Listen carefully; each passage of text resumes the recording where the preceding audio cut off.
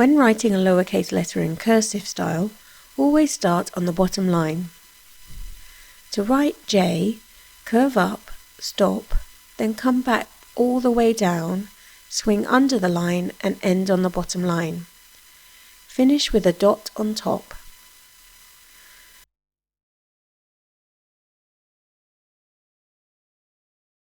Let's see how this looks in a word.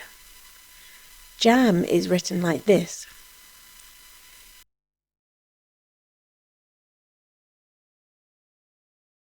Enjoy is written like this.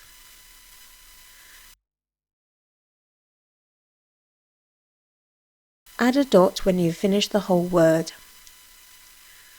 Capital letters always start at the top. To write capital J, draw a line down, add a small curve to the left, finish with a short line on top.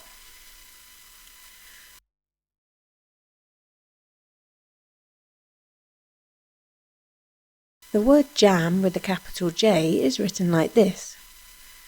Capital letters never join with the rest of the word.